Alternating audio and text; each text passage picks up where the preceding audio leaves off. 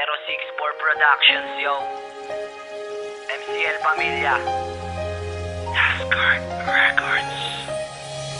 Sa pagising sa umaga, laging hanap ay ikaw. Nakakamiss kasi yung dati na mayroong ako't ikaw. Naaalala ko pa nga yung sabi mo wag bibitaw, pero hindi yan natupad kung pwede ko lang isigaw. Sa buong mundo ang ginawa mo sa akin na sakit. Sa pagmamahal kong inalay, hinagpis ang kapalit. At ang dating matamis ngayon tila ay pumait. Gusto ko lamang nasabihin, pwede bang ako ulit? Pagkat hindi ka maalis sa aking mga alaala, pati nga sa panaginip ay palagi kang kasama. Minsan nga nagdadabog ako pag di ka nakikita. Magmahal pala ng tunay, ngayon ay naging mali na. At tulungan mo ako na maalis ka sa isipan. Minahal naman kita, yan ang di ko pinagsisihan. Ang umibig sa iyo ay isa lang bang kamali? At bumalik ka pa sa akin ay isa lang katangahan.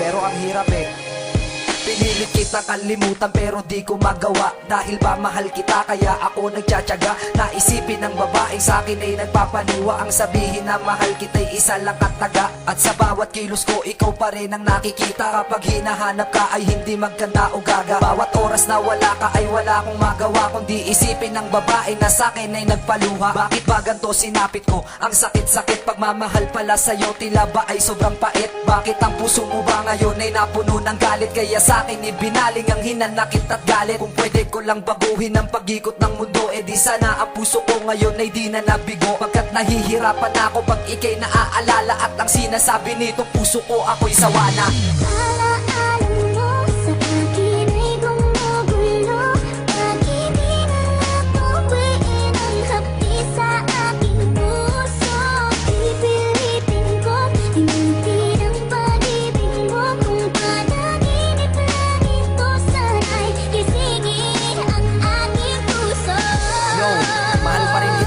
Wala akong magawa kundi isulat ang mga hinanakit ko sa'yo. Kaya eto, pakinggan mo.